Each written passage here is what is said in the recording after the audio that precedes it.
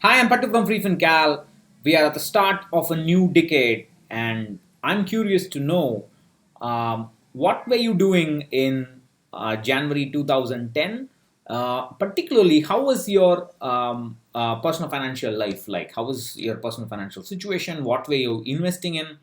Did you know about equity? Did you know about goals? Probably some of you were in school. The younger subscribers or viewers could probably be in school. Just share in the comment section below what you were doing 10 years ago, and if you can share some details of your personal financial life, then you can also do so. Whatever you're comfortable with sharing, please do so. I will also share, but some announcements before that. So yesterday I talked about how tracking investments instead of expenses changed my life. I have uploaded the sheet again in a updated article. You can have a look at that. You can download the article from freefincal.com. And also on the 1st of January, SEBI registered investment advisor Sriram Jayaraman had written 11 investment mistakes newbies should avoid in 2020. It's a very nice article. You can have a look at that.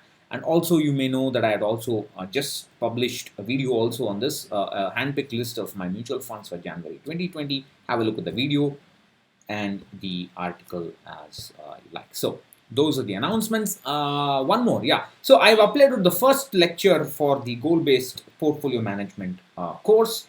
A few more lectures are remaining. I will do that in the next few days, and hopefully we should be able to launch sometime next week.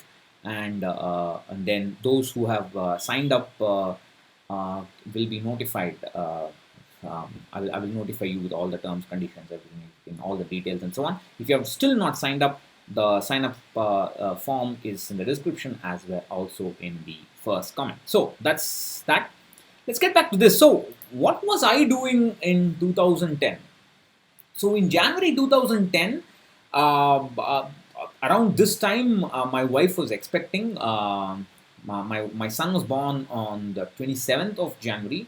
So it was like this day, that day. So we were all, it was, I mean, we had a great deal of difficulty in, my wife had a great deal of difficulty in conceiving.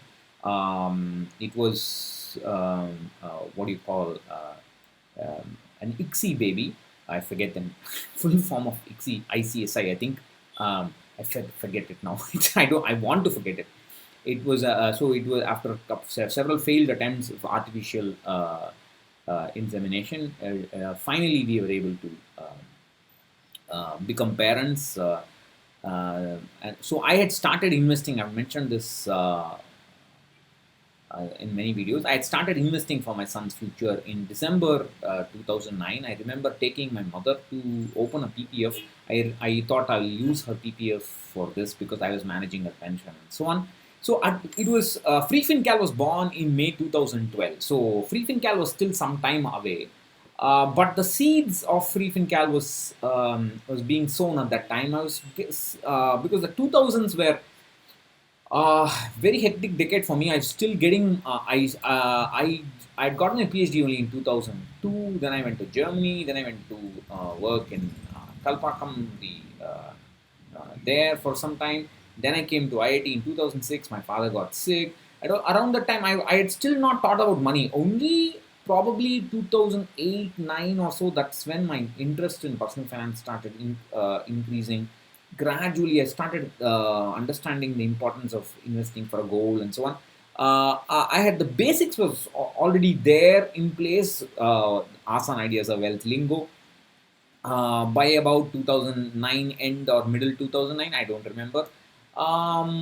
That's when I started investing for my goals, and this was a time when the Excel sheets were churning. I mean, I was churning out Excel sheets all for myself. I was trying to do this and that, calculate this way, that way, try out different numbers, and that's when the numbers started to speak to me, and I understood goal-based investing around that time, and I understood the need to invest with enough in equity. So for my son's goal, from day one, it was 60% equity and 40% fixed income.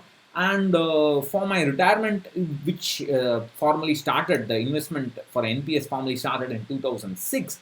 It was initially for the first 2 years or 3 years, it was kind of very debt heavy. But then I quickly changed that around and made it equity heavy. It was around again this time when I was increasing my SIP amounts and increasing the amount I invest in equity overall. And then it was also the time I realized, oh my god, I can't lock my money into SIPs